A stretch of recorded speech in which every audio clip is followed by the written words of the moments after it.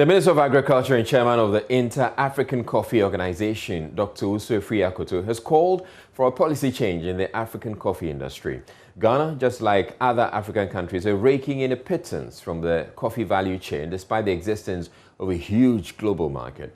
Even though Africa is the largest coffee producer, the continent earned only 2% of the $100 million accruing to the global coffee trade. Addressing the virtual 60th annual general meeting of the IACO, he lamented the trade deficit of exporting 90% raw coffee to the global market while importing $700 million worth of coffee products onto the continent annually. The significance of this meeting to the African coffee industry remains undiminished. Ghana is therefore pleased to host this important meeting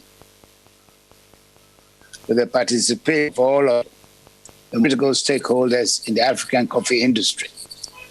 The Ghanaian coffee industry, like many others in Africa, is undergoing a revolution underlined by the desire to transition from colonial legacy to African autonomy. Coffee was one of the major cash crops promoted by colonial masters.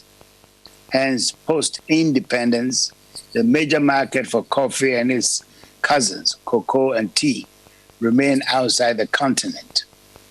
African producers have continued to target Europe and North America as a key market for export of coffee beans.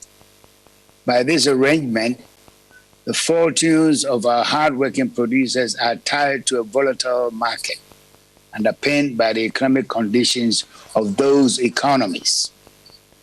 One of the valuable lessons from this pandemic is the domestication of critical commodity value chains.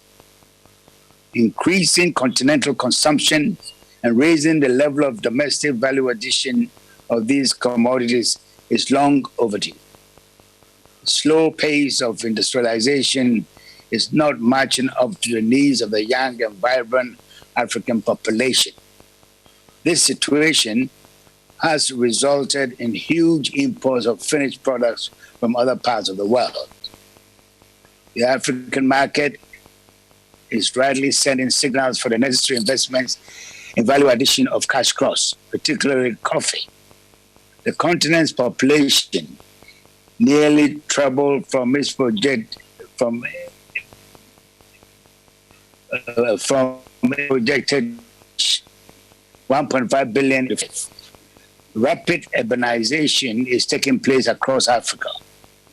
Currently, the urban population is estimated at 40% compared to 27% only in 1980.